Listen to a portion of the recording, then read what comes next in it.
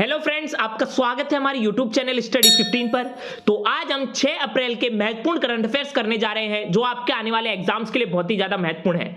तो आज हम इस वीडियो में जितने भी क्वेश्चन करेंगे सारे के सारे सिलेक्टेड है और एग्जाम पॉइंट ऑफ व्यू से बहुत ही ज्यादा महत्वपूर्ण है। तो अगर आप किसी भी एग्जाम की तैयारी कर रहे हैं तो ये वीडियो बहुत ही ज्यादा महत्वपूर्ण साबित होगी, तो इसलिए वीडियो को अंत तक देखिएगा। तो देरी ना करते हुए चलिए शुरुआत करते हैं आज के पहले क्वेश्चन के साथ। तो आज का पहला क्वेश्चन है, नेशनल मैरीटाइम डे प्रतिवर्ष कब मनाया जाता है? तो नेशनल मैरीटाइम डे यानी जो राष्ट्रीय समुद्री दिवस है वह प्रतिवर्ष 5 अप्रैल को मनाया जाता है। आज का अगला प्रश्न, 15वें CIDC विश्वकर्मा पुरस्कार 2024 से किसे सम्मानित किया गया?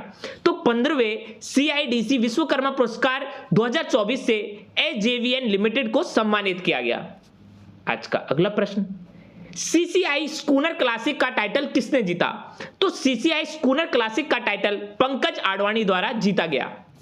आज का अगला प्रश्न, नाटो रूस के साथ युद्ध में यूक्रेन का समर्थन करने के लिए कितने अरब यूरो का फंड तैयार कर रहा है? तो नाटो रूस के साथ युद्ध में यूक्रेन का समर्थन करने के लिए 100 अरब यूरो का फंड तैयार कर रहा है।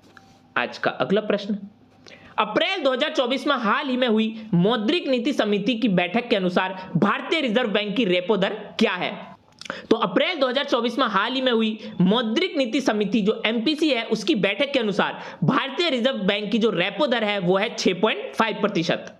आज का अगला प्रश्न, हाल ही में किस देश ने अमीर शेख मैसाल अल अहमद अल सबा के नए नेतृत्व में अपना पहला संसदीय चुनाव आयोजित किया?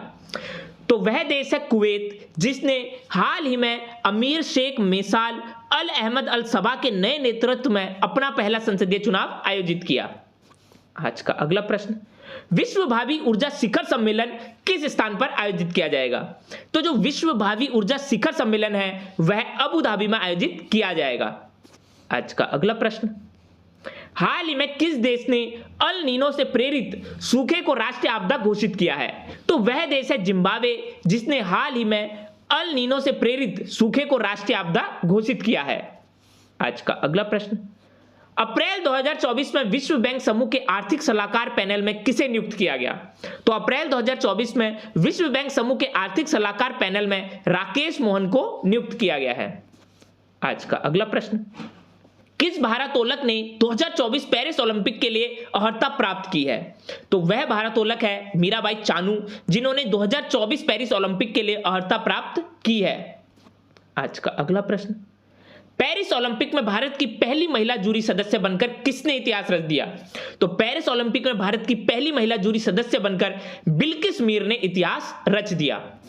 आज का अगला प्रश्न, हाल ही में लेसेंट अध्ययन के अनुसार दक्षिण एशिया के किस देश में जीवन प्रत्याशा में सबसे अधिक वृद्धि हुई है? तो लेसेंट अध्ययन के अनुसार दक्षिण एशिया का जो भूटान देश है इसमें जीवन प्रत्याशा में सबसे अधिक वृद्धि हुई है।